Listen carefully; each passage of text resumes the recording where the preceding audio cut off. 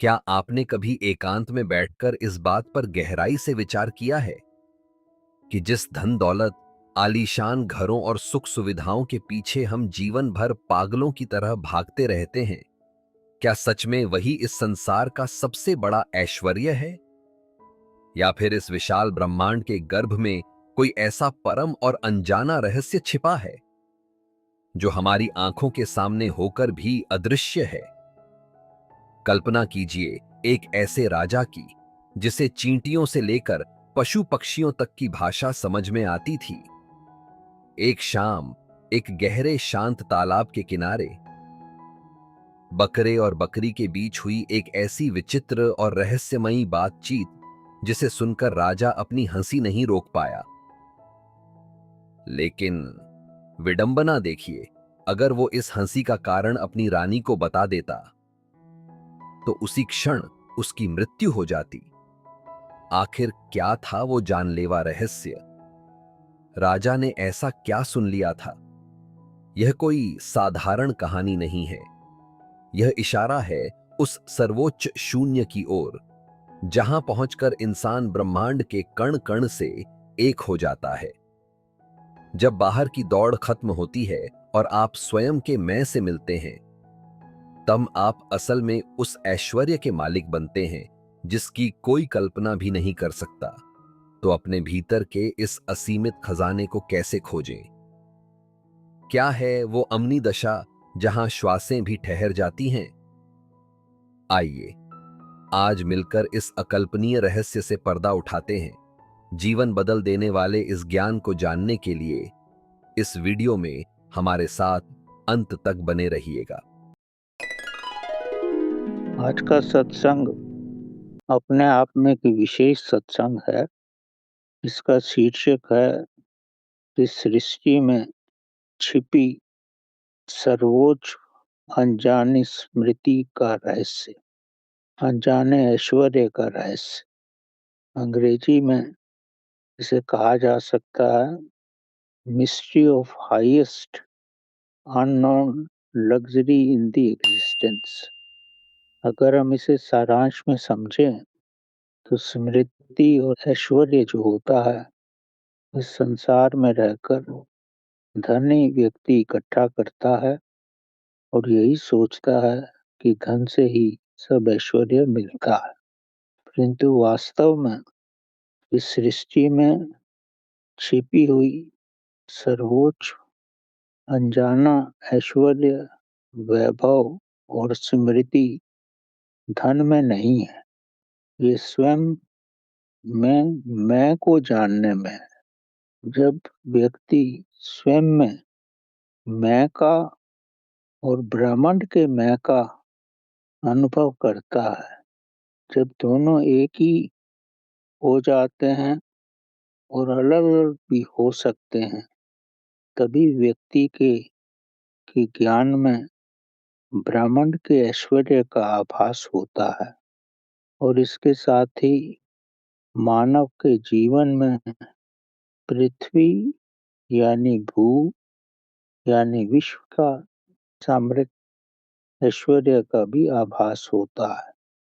दोनों ही ऐश्वर्यों का आभास हो सकता है।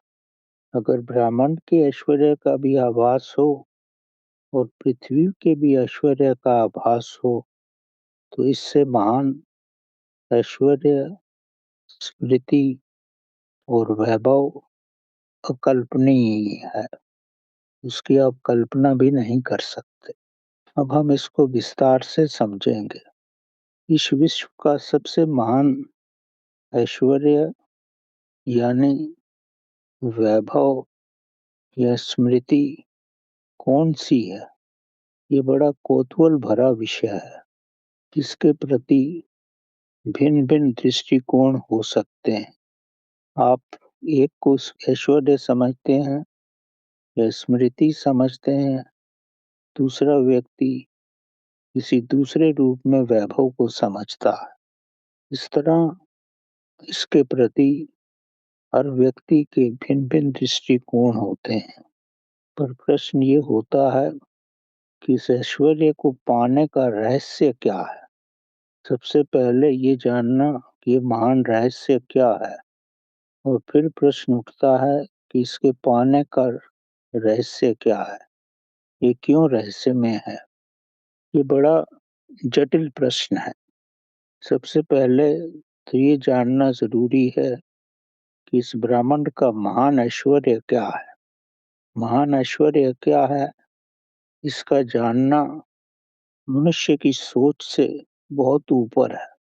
फिर आता है इसको कैसे पाया जाए, इसको कैसे पहचाना जाए। ये भी अपने में एक महान समस्या है और ये भी एक महान रहस्य है। पहले तो इस रहस्य को जानना, इसका जानना ही अपने आप में एक बड़ा रहस्य है। हर व्यक्ति के लिए ये ऐश्वर्य भिन्न-भिन्न हो सकता है। फिर दूसरा पद है कि इसको कैसे पाना, किस विधि से इसको पाया जाए। ये और भी बड़ी जटिल प्रक्रिया है। सर्वप्रथम तो ये जानना बहुत ज़रूरी है कि इस विश्व में भिन्न-भिन्न प्रकार के ऐश्वर्य कौन-कौन से होते हैं। इन ऐश्वर्यों को पाने के लिए व्यक्ति को क्या करना पड़ता है? क्या करना पड़ता है, ये भी एक बड़ा गोपनीय विषय है। इस विश्व में धन पाना ही सबसे बड़ा ऐश्वर्य यानी वैभव समझा जाता है, क्योंकि धन से ही व्यक्ति हर प्रकार के भौतिक पदार्थ प्राप्त कर सकता है। इस विश्व में जितने भी युद्ध होते हैं, झगड़े होते हैं, ये केवल धन की लालसा के कारण ही होते हैं, क्योंकि व्यक्ति समझता है कि धन पाने से विश्व के सारे ऐश्वर्य, सारे वैभव मिल जाते हैं। इसीलिए धन पाने के लिए और धन की वृद्धि के लिए व्यक्ति पैदा होने से मरने तक सारे जीवन पर इसको पाने का ही संघर्ष करता रहता है। कुछ व्यक्ति अवश्य ही अपने जीवन में अंतहीन धन पा भी लेते हैं, परंतु कुछ व्यक्ति धन पाने के लिए जीवन भर संघर्ष करते रहते हैं और अंत में असंतुष्ट और निराश अवस्था में ही संसार को छोड़ देते हैं। अब प्रश्न ये उठता है, जो जीवन में अंतहीन धन अर्जित कर लेता है, तो क्या उसे ऐश्वर्य यानी वैभव, स्मृति मिल जाती है? क्या वह अधिक वैभवशाली हो जाता है? ये बड़ा ही कठोर और संवेदनशील प्रश्न है। अगर आप गहराई में जाओ तो आपको पूर्ण रूप से विदित हो जाता है कि धन से व्यक्ति संसार में सबसे स्वादिष्ट भोजन कर सकता है, भोजन का आनंद ले सकता है, किंतु क्या वह इस भोजन से स्वस्थ रह सकता है? ये भी बड़ा गोपनीय प्रश्न है। धन से व्यक्ति संसार के बहुमूल्य वस्त्र पहन सकता है, पर अगर आप गहराई से सोचो, बहुमूल्य वस्त्र पहनकर ये सब वो किसको प्रदर्शित कर रहा है? किसको प्रदर्शित करने के लिए ये वस्त्र पहन रहा है? ये केवल उसके स्वयं के शरीर को देखने के लिए ही है। भीतर से तो शरीर वही है। वस्त्र पहनकर ही आप अपने शरीर की शोभा को देखते हैं। धन से व्यक्ति अकाल्पनिक बड़ा और सुंदर घर बना सकता है। उसको हीरे मोतियों से भर सकता है। अपने स्नान गृह में सोने के नल लगवा सकता है। पर अगर पानी ही नहीं है, तो सोने के नल क्या करें? अपने धन से अति सुंदर कामनियों को, स्त्रियों को आकर्षित कर सकता है। इसमें कोई शक नहीं है। निस्संदेह प्रतिदिन नवीन कामिनी नवीन स्त्री के साथ वैभव में उतर सकता है, पर क्या वास्तव में क्या यही संसार का महानतम ऐश्वर्य है? मौलिक प्रश्न ये है, क्या रोटी, कपड़ा, मकान और स्त्री वैभव ही सबसे बड़ा ऐश्वर्य है? क्या यही महान है? क्या इससे महानतम कुछ नहीं है? क्या ऐश्वर्य का रहस्य यही है? क्या यही मानव के लिए पर्याप्त ऐश्वर्य और वैभव है? अब प्रश्न ये है कि व्यक्ति कितना भी चाहे 200 ग्राम से ज्यादा प्रतिदिन खा ही नहीं सकता। अगर वो इससे ज्यादा खाएगा तो स्वयं को ही समाप्त कर लेगा, शरीर को ही रुग्ण बना लेगा और समाप्त कर लेगा। अधिक भोजन व्यक्ति को अस्वस्थ ही करता है। क्या प्रतिदिन बहुमूल्य वस्त्र पहनकर वह ऐश्वर्य का आभास कर सकता है?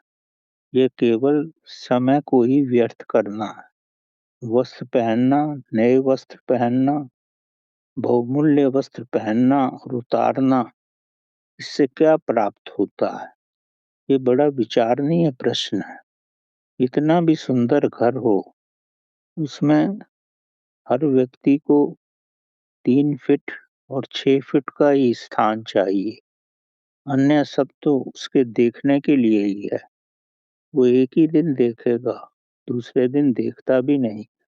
निद्रा के बाद और निद्रा में तो झोपड़ी और महल बराबर ही होते हैं। अगर व्यक्ति को निद्रा ही ना आए तो सोने और मोतियों का पलंग भी व्यर्थ है। निद्रा आ जाए तो उसकी स्थिति मृत व्यक्ति जैसी ही है, उसी में उसको आनंद है। अगर आप गहराई से सोचो, क्या ये सब ही विश्व का सबसे महान ऐश्वर्य है, महान वैभव है? अब दो परिस्थितियां होती हैं, जिनको ये सब मिल जाता है और जिनको ये नहीं मिलता। जिनको ये सब नहीं मिलता तो वे तड़पते ही रहते हैं, इस सुख के पीछे ही भागते हैं और सारा जीवन इस सुख के पीछे ही भागते रहते हैं। और दूसरा, जिनको ये मिल जाता है, उन्हें भी बड़ी निराशा होती है। वो भी सोचते हैं, यह जीवन का सबसे बड़ा ऐश्वर्य यही है जिसके लिए मैंने अपना सारा जीवन ही लगा दिया। धीरे धीरे जब समय गुजरता है, समय से व्यक्ति समझ जाता है कि अगर यही ऐश्वर्य है, यही वैभव है, तब ये सब निरर्थक है, इसका कोई मकसद नहीं है। वो सोचता है, इन सब से कितना और कैसा आनंद प्राप्त होता है? ये सब केवल भौतिक शरीर पर ही आधारित है और शरीर तो प्रतिपल बदलता है। कभी आप बालक थे, अब जवान हो गए हो, कल बुढ़ापा आएगा और संसार छोड़ दोगे।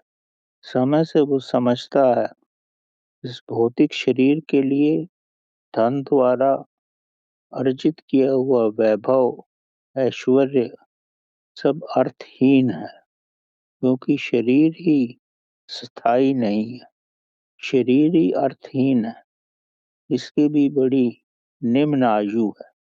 और ये सब वैभव क्षणिक सुख ही देते हैं।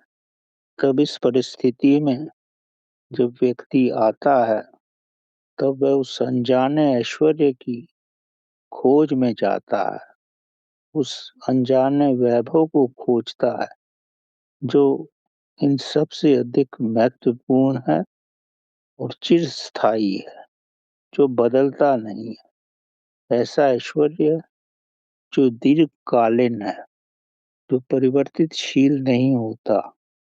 अब उसका ध्यान उस तरफ जाता है, तब व्यक्ति अनजाने में चिरस्थायी ऐश्वर्य की खोज में अपना जीवन लगा देता है। इस अवस्था में वैभवशाली रोटी, कपड़ा और मकान और वैभव देने वाली स्त्रियां उसे संतुष्ट नहीं कर पाती। ये सब उसे नए खोज की ओर प्रेरित करती हैं।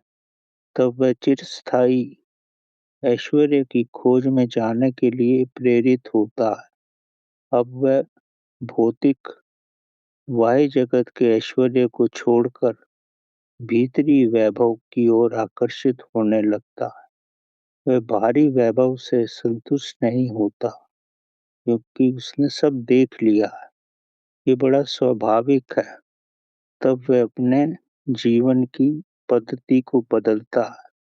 इस बदलाव के लिए कोई उसके साथ मजबूरी नहीं होती, कोई उसे जबरदस्ती नहीं करता।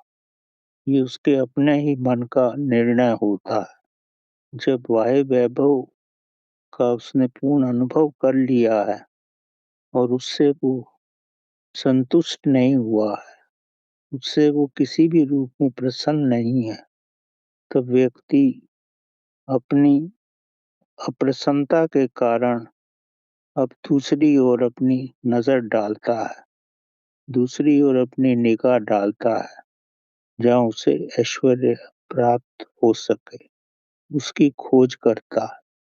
अब उसके सामने एक ही और रास्ता होता है, बाहर से तो उसने सब प्राप्त कर लिया, अब वह स्वयं के भीतर जाने का प्रयत्न करता है। 2 ही रास्ते हैं, एक बाहर का है और एक भीतर का है। बाहर से उसने सब देख लिया, सब प्राप्त कर लिया, उसको कहीं भी आनंद नहीं मिला। अब वह बाहर से भीतर की ओर झुकता है, क्योंकि केवल एक ही मार्ग बचता है, अपने अंदर की ओर झुकना ही स्वयं से मिलने का पहला मार्ग है।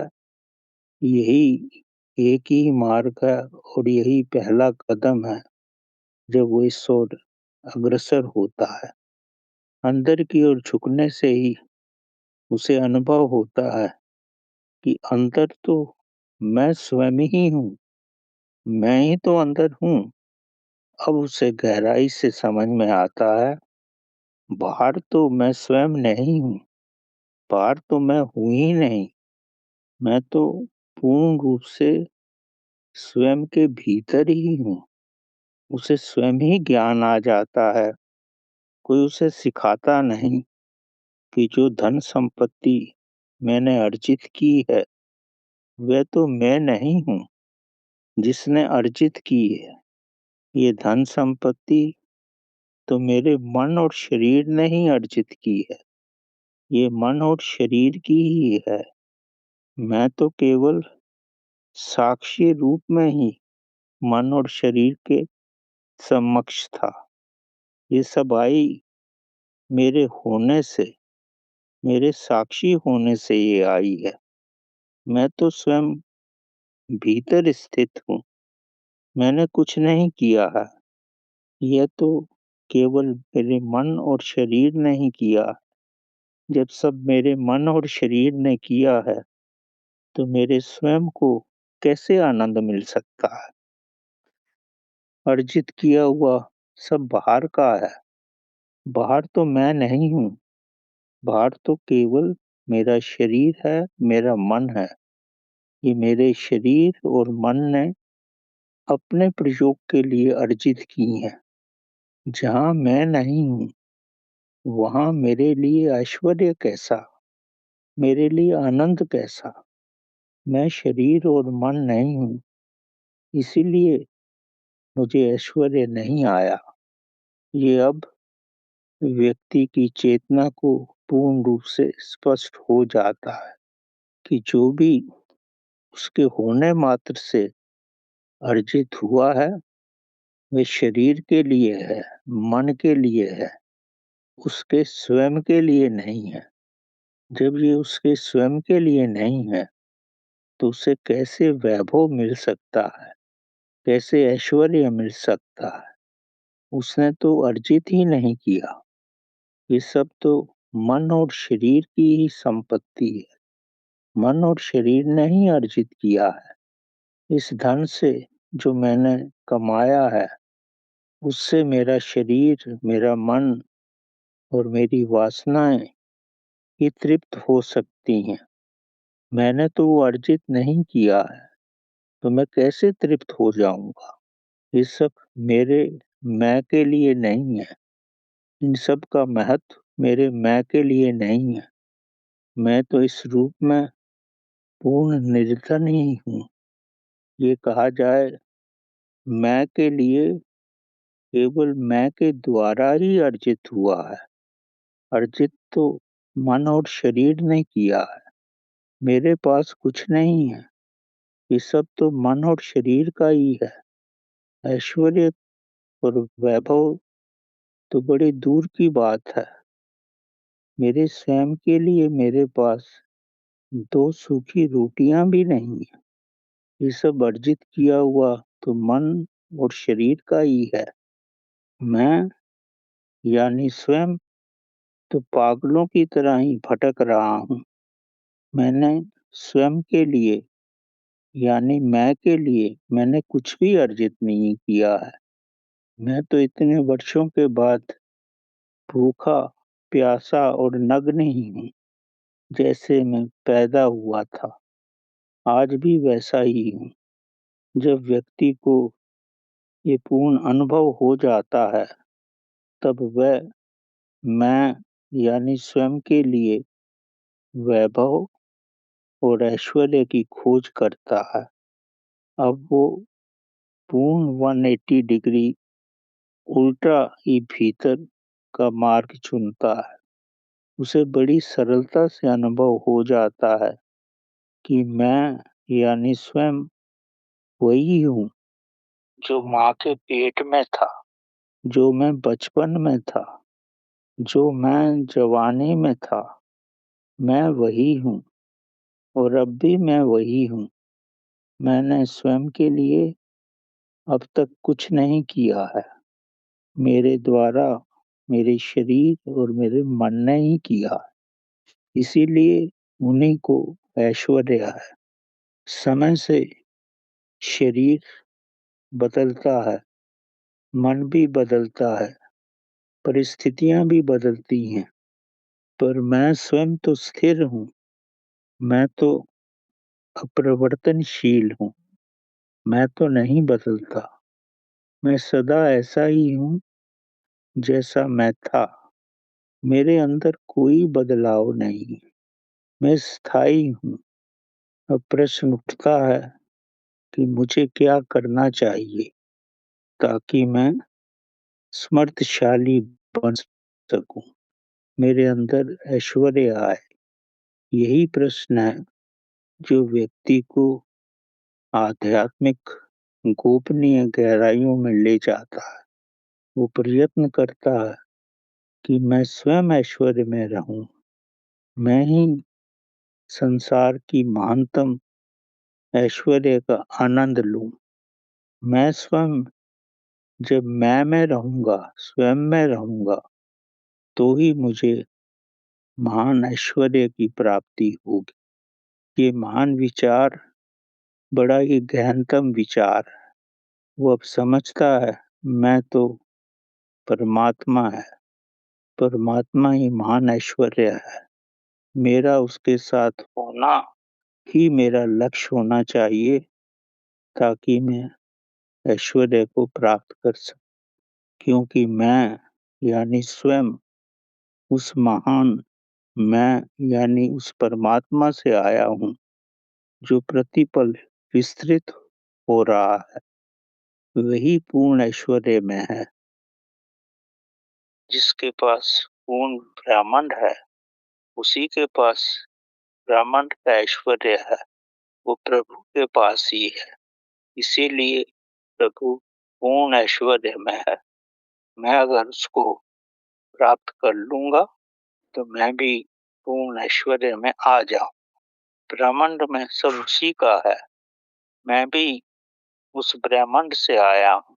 ये ब्रह्मांड ही मेरा सूक्ष्म रूप है। जब मैं यानी स्वयं उस जैसा बन जाऊंगा तो मेरे पास वही ऐश्वर्य होगा जो प्रभु के पास है, और यही ब्रह्मांड का महानतम ऐश्वर्य है जो मेरे पास भी आ जाएगा। मैंने तो शरीर और मन के लिए ही सारा जीवन धन में रोटी, कपड़ा, मकान और वासनाओं के लिए ही गुजार दिया है। ये सब तो थोड़े समय के लिए है। आँख झपकते ही सब जा सकता है। जब सब चला जाएगा तो मन और शरीर के पास कुछ नहीं रहेगा। अब वो समझता है कि मुझ जैसा मूर्ख कोई नहीं है। मैंने स्वयं के लिए कुछ भी अर्जित नहीं किया है। सब कुछ मैंने मन और शरीर के लिए ही किया है। मैं मन और शरीर का ही गुलाम हूँ। तो प्रश्न है कि अब मैं क्या करूँ? ये बड़ा गहनतम प्रश्न है। तो वो समझने लगता है कि अब मैं उस अनंत जैसा बनूँगा, प्रभु जैसा बनूँगा, ताकि महान ऐश्वर्य में रह सकूँ। वह मैं तो अद्वैत है, प्रभु तो अद्वैत है, इसीलिए सब जगह है। वह शून्य है। अगर मैं स्वयं मैं को विकसित करूँ तो उस महानतम मैं तक पहुँच सकता हूँ। उस महानतम मैं तक पहुँचने के लिए ही मैं अब से ही प्रयत्न करूँगा। मैं भी अद्वैत और शून्य ही बनकर जीऊँगा, ताकि मेरे अंदर भी उस मैं के, उस परमात्मा के गुण आ जाएँ। तभी मैं उस महान मैं में बस जाऊँगा, उस जैसा ही हो जाऊँगा। वह महान मैं शून्य है, मुझे भी शून्य ही बनना पड़ेगा। जब व्यक्ति ये समझ लेता है कि शून्य बनने के लिए ही मैं परमात्मा बन सकता हूँ, तब वह शून्य बनने के लिए अपने श्वासों का धीरे-धीरे त्याग करने लगता है, अपने मन का भी त्याग करने लगता है और धीरे-धीरे शरीर से ऊपर आ जाता है। तब वह समझता है कि ये सब कुछ मुमकिन है। ये मुमकिन है प्रभु प्रेम से, प्रभु की आराधना से, श्वासों के शून्य होने से, मन के शून्य होने से। और जब मन और विचार शून्य हो जाते हैं, तब शरीर स्थित प्रज्ञ की अवस्था में आ जाता है। उस अवस्था में केवल मैं यानी स्वयं ही रहता है, कोई दूसरा नहीं रहता। तब कोई बाधा नहीं होती। इस अवस्था में ब्रह्मांड में कहीं भी जा सकता हूँ। मैं भी उस महान मैं की तरह ही बन सकता हूँ। तब मैं कहीं भी रह सकता हूँ। जैसे ब्रह्मांड में महान मैं निवास करता है, यानी जहाँ परमात्मा निवास करता है, तब सारा ब्रह्मांड मेरा ही रूप हो जाएगा, जैसे प्रभु का रूप है। मेरे और प्रभु में कोई अंतर नहीं रहेगा। यही ब्रह्मांड महान ऐश्वर्य है। तब यही मेरा ऐश्वर्य, मेरा वैभव और मेरी स्मृति बन जाएगा। तब इस पर किसी और का अधिकार नहीं होगा। ना मेरे मन का होगा, ना मेरे शरीर का होगा। केवल मैं यानी मेरा ही अधिकार होगा। ये जैसे परमात्मा का है। जो परमात्मा का है, वह सबका है। कोई भी इसमें विचरण कर सकता है। इसमें जाने के लिए धन की आवश्यकता नहीं होती। जितना कम धन होगा, उतनी ही सरलता से मैं का विचरण करना संभव होगा। तब मुझे किसी की भी आवश्यकता नहीं होगी। मैं तो शून्य में ही रहूँगा। मुझे वस्त्रों की और घर की आवश्यकता नहीं होगी। भोजन की भी आवश्यकता नहीं होगी। वासनाएं तो मुझ में रह ही नहीं सकेंगी। यही महान मैं की आश्चर्यमय अवस्था है। ऐसी अवस्था ही पूर्ण ऐश्वर्य की महानतम अवस्था है। तब मैं पूर्ण ऐश्वर्य में आ जाऊंगा। जब व्यक्ति ये समझ लेता है, तब वह अमनी दशा में आ जाता है। उसके श्वास शून्य हो जाते हैं। उस स्वयं का मैं, उस महान मैं परमात्मा के साथ एक हो जाता है। इस अवस्था में जब उसे भौतिक घर में रहने की आवश्यकता हो, मन, शरीर और भोजन के साथ भी वह रह सकता है। यानी तब शरीर मैं में आ जाता है। भौतिक अवस्था में भी रह सकता है, ब्राह्मण में मैं की अवस्था में भी रह सकता है। इस अवस्था में पहुंचकर व्यक्ति को कुछ त्यागना नहीं होता। वह संसार में भी रहता है और प्रभु के साथ भी रहता है। केवल मैं को पहचानना होता है, स्वयं को पहचानना होता है, केवल स्वयं में ही रहना होता है। मैं को मैं में कैसे रखना, यानी प्रभु के साथ कैसे रहना, केवल यही सीखना आवश्यक है। इससे महान ब्रह्मांड में कोई ऐश्वर्य नहीं है। अगर मैं ये जान लूं, ये सीख लूं कि मेरी स्वयं का मैं कैसे प्रभु के मैं के साथ रह सकता है, यही महान ऐश्वर्य है।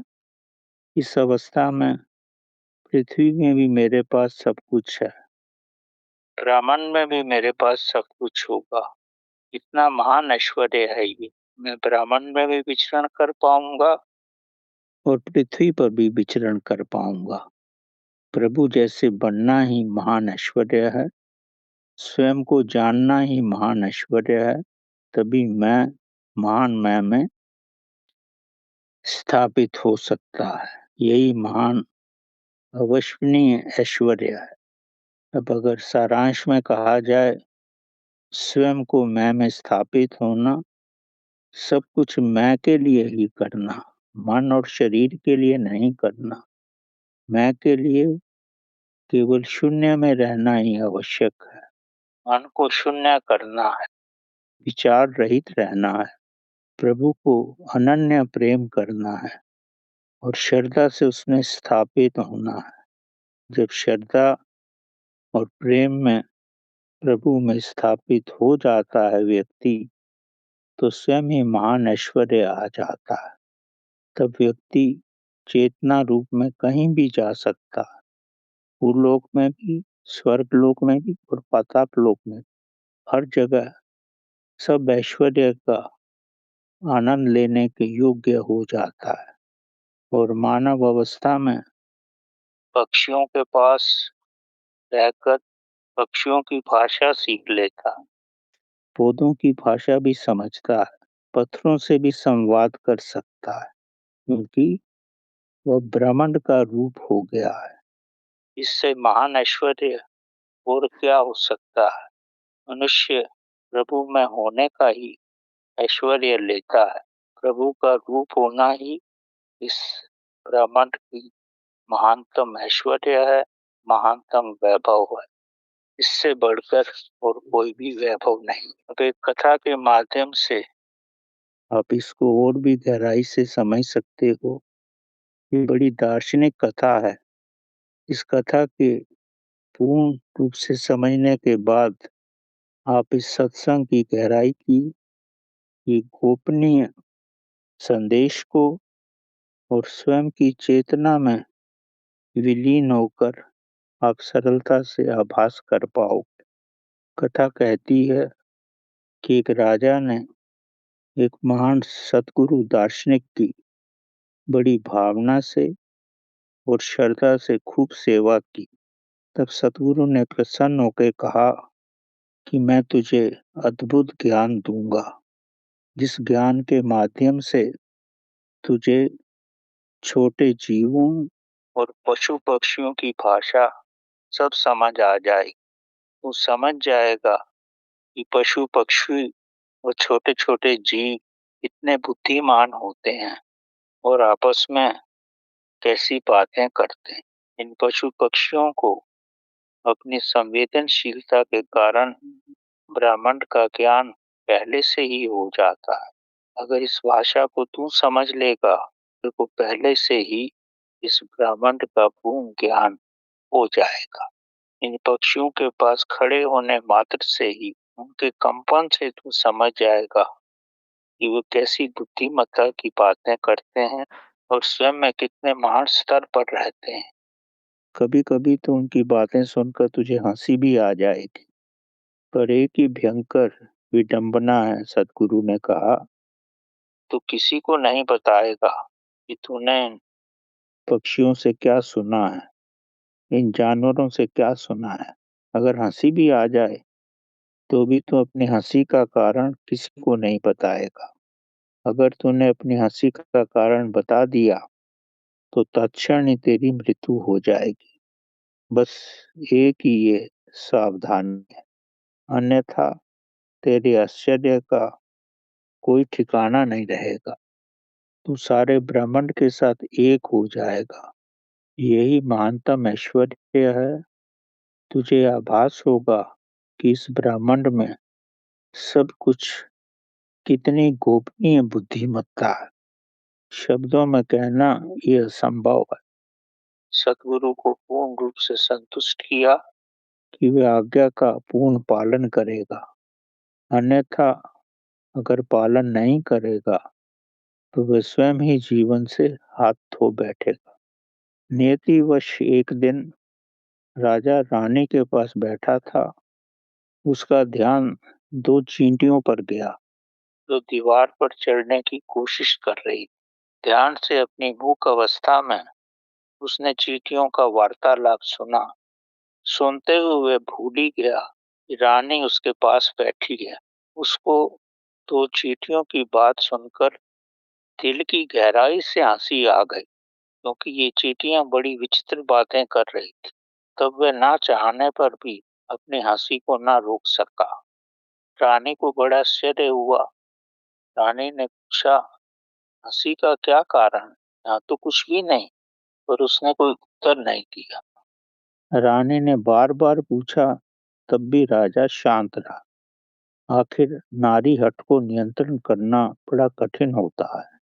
नारी हट को बड़ी कठिनाई से ही नियंत्रण किया जाता है। राजा ना कर सका, उसके लिए असंभव ही हो गया। अंत में राजा ने कहा कि जब हम तालाब की तरफ शाम में घूमने जाएंगे तब मैं तुझे एकांत में बता दूंगा कि मेरी हंसी का क्या कारण था। तब रानी शांत हो गई, पर भूली नहीं। राजा परेशान हो गया कि क्या करे। कारण बताने का मकसद तो ये है मृत्यु को आमंत्रित करना। राजा दिन भर सोचता रहा। शाम को गहरे तालाब के पास घूमते हुए दोनों पहुंचे। राजा मूक, मौन और पूर्ण शांत था। इतने में उसने देखा कि तालाब के पास एक बकरा आ गया है। उसने एक बकरे को देखा। थोड़ी देर में वहां बकरी, उसकी पत्नी भी आ पहुंची। तालाब के तल पर बकरी ने अति सुंदर घास देखी। ये घास नहीं थी, ये काई ही थी जो तालाब में जमी हुई थी। पर दूर से देखने पर घास से भी ज्यादा आकर्षित लगती थी। बकरी को ये काई यानी घास अति सुंदर लगी। राजा ये सब चुपचाप मौन अवस्था में देख रहा था। तब राजा ने सुना कि बकरी बकरे से कह रही है कि वो पानी की घास यानी काई वे मेरे लिए तालाब से लेकर आए। वे उस काई को यानी घास को खाना चाहती है। ये काई यानी घास उसे बहुत आकर्षित लग रही है। बकरे ने प्रेम से कहा कि चारों तरफ इतनी सुंदर घास है। ये चारों ओर वाली घास बहुत मीठी और स्वादिष्ट है। इसे ही खाकर तुझे ज़्यादा आनंद आएगा। पर बकरी ने बकरे की बात नहीं सुनी। तब बकरे ने कहा, देख, राजा सब सुन रहा था ये कि अगर मैं तालाब में कूद गया तो मैं नहीं रहूँगा और मैं मर जाऊँगा और ना ही तेरे पास तालाब की घास आएगी और ना मैं ही रहूँगा। तुम पूर्ण रूप से अकेली हो जाएगी, क्योंकि अगर मैं तालाब में कूदा तो मैं वापस नहीं आ पाऊँगा। तो तू क्या चाहती है कि तेरा प्रभु, तेरा रखवाला, तेरा पति जब नहीं रहेगा तब तू अकेली पड़ जाएगी। तुझे ना घास मिलेगी और ना तेरा प्रभु यानी बकरा ही तुझे मिलेगा। मैं भी तुझे छोड़ के चला जाऊँगा। बकरी की समझ में सब आ गया। उसने जिद छोड़ दी और प्यार भरे आँसू से बकरे को देखने लगी और अपनी अज्ञानता को दुत्कारने लगी। स्वयं पे ही क्रोधित हो गई कि घास भी नहीं मिलेगी और पति यानी मेरे प्रभु भी मेरे पास नहीं रहेंगे। घास के रूप में मुझे ऐश्वर्य भी नहीं मिलेगा। जब राजा ने ये सुना तो उसे ज्ञान हो गया। उसके ज्ञान के चक्षु खुल गए। जब यहाँ पहुंचकर रानी ने राजा से हंसी का कारण पूछा, तब राजा ने रानी से कहा कि मैं तुझे अगर हंसी का कारण बता दूं तो मैं जिंदा नहीं रहूंगा। जैसे ये बकरा अगर तालाब में जाकर इस हरी प्यारी काई रूपी घास के प्रेम में पड़ जाए और तालाब में काई के लिए कूद पड़े तो न उसे घास मिलेगी और स्वयं से भी हाथ धो बैठेगा। ये तू भली प्रकार से समझ सकती है। मेरा तुझे ये आश्चर्य बताना इस तालाब में बकरी की तरह छलांग मारने जैसा है। अगर मैंने इस तालाब में छलांग मार दी तो तू मुझे खो देगी। यानी मैं अगर इस रहस्य के पास पहुंच गया तो मैं उस रहस्य से वापस नहीं आ पाऊंगा। तब तुझे ये रहस्य भी नहीं पता लगेगा और रहस्य भी खो जाएगा। मेरे जाने के बाद तू रानी नहीं रहेगी, एक साधारण अबला बन जाएगी। गोपनीयता को राष्ट्रीय सुरक्षा के लिए गोपनीय ही रहने दे। मेरे हृदय रूपी चेतना के संकेतों को उन तक ही रहने दे, नहीं तो ये चेतना अपने संकेतों के साथ महाचेतना में विलीन हो जाएगी। मेरी चेतना को विकसित होने दे ताकि तू भी सुरक्षित रह सके और हमारा राज्य भी सुरक्षित रह सके। अब रानी कितनी गहराई से राजा की बात समझी ये नहीं कहा जा सकता, पर ये सुनने के बाद उसने जानने की जिद छोड़ दी और राजा को जीवन से हाथ नहीं धोना पड़ा।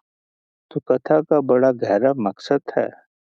वो मकसद इतना ही है, जब आप स्वयं की चेतना का विकास कर लेते हैं तो ब्रह्मांड के साथ एक हो जाते हैं। तब हर प्राणी, जीव जंतु और उनकी भाषा बहुत कुछ गहरा और नवीन आपको सीखने को मिल जाता है। तब आप हमेशा ऐश्वर्य में रहते हैं। दैविक शक्तियां हर रूप में आपको संकेत देती हैं, आपकी रक्षा करती हैं, आपका महानतम विकास होता है। मुख्य कारण ये है कि सब कुछ आपके भीतर ही घटता है। आप सागर हो जाते हो। ये घटनाएं तो सब लहरें हैं, थोड़ी देर सतह पर आती हैं और फिर सागर में विलीन हो जाती हैं। ये सब तरंगें आपके मनोरंजन के लिए हैं। ये आपके मनोरंजन और ऐश्वर्य का साधन है। यही महान ऐश्वर्य है जो ब्रह्मांड के गर्भ में रहस्यमय विधि से घटता है। जैसे सब आप में ही हो रहा है, सब आप में ही है। दूसरे शब्दों में आप परमात्मा की उस अज्ञात शक्ति के रूप हो जाते हो जो सब जानता है। वह सब कोतूहल जो ब्रह्मांड के कण कण में घट रहा है, आप भी उसके साक्षी हो जाते। आप ब्रह्मांड के अभिन्न अंग बन जाते हो। जब ब्रह्मांड के आप अभिन्न अंग हो तो यही महानतम ऐश्वर्य है, यही महानतम वैभव है। सब कोतूहल आपके भीतर ही घटता है। पक्षियों और अन्य जीवों की भाषा से आपको हर रूप में संकेत मिलता है कि आपको चारों ओर क्या घट रहा है, क्योंकि जीव जंतु बड़े ही संवेदनशील होते हैं। उन्हें पहले ही आभास हो जाता है और ये सब आपको भी सहायता देता है ताकि आप अपने उलझनों से निकल सको और गहराई से सब कुछ समझ सको। अंत में यही कहना है कि ये ब्रह्मांड बड़ा ही रहस्यमय है और आपका इससे एकीकरण हो जाना आपको महानतम ऐश्वर्य, वैभव और स्मृति में ले जाता है। इससे बढ़कर कोई महान वैभव नहीं है। आप ब्रह्मांड का भी वैभव ले रहे हो और पृथ्वी पर भी मनुष्य की तरह आनंद ले रहे हो। ये तभी मुमकिन है जब आप स्वयं के मैं के साथ अपने साक्षी के साथ एक हो जाओ। तो जब आप साक्षी के साथ एक होते हो तो साक्षी तो ब्रह्म का रूप है, तो आप ब्रह्म के साथ भी एक हो जाते हो। तो आप प्रभु का रूप होते हो और तब आप जीवन मरण से और हर प्रकार की दुविधाओं से ऊपर हो जाते हो और पूर्ण ऐश्वर्य और वैभव में ही जीवन गुजारते हो।